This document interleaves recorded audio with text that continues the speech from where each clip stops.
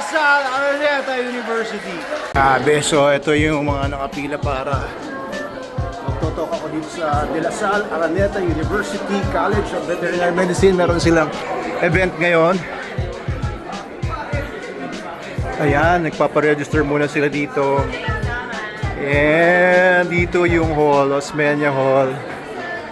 Ayan, so dito katatapos ng classmate ko si Doc M. Lastica nag-talk. So kami naman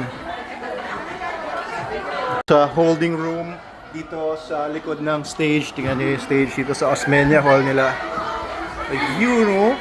Last na daw. Grabe, oh. Ang last prize, ayan. Hey guys, nandito tayo sa De La Salle Araneta University. Ayan, sa Osmeña Hall, College of Veterinary Medicine.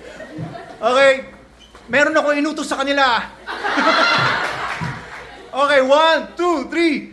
SDN, the best dog food in the multiverse. Woo! Mabuhay, De La Salle Araneta University.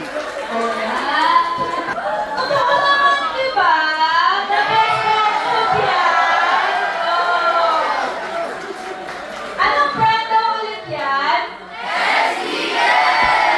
Yay! Woo! The best. The best talaga itong mga estudyante dito sa De La Salle Araneta University. Thank you guys. Ayan, palakpakan ulit natin si Dr. Thank you. Saya, oh. Saya dito, mama. Okay, umuulan dito. Nasa Pasig ako.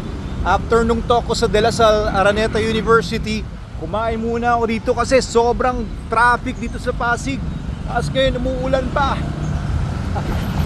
Ayan, nag-Burger King ako. Anyway, okay guys, salamat ulit sa mga taga De La Salle Araneta University. I really had fun. Grabe, ang saya talaga.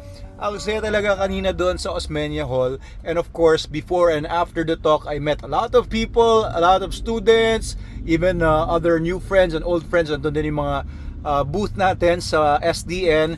So thank you guys for having us and for listening to me for almost 2 hours, no? Maba talaga yung talk ko, pero kung ano lang pinagsasabi ko, nagkwento lang ako ng kwento, and hopefully I imparted some good things sa mga estudyante na magagamit nila sa buhay nila kahit wala. Thank you! Maraming salamat po ulit at uuwi na ako.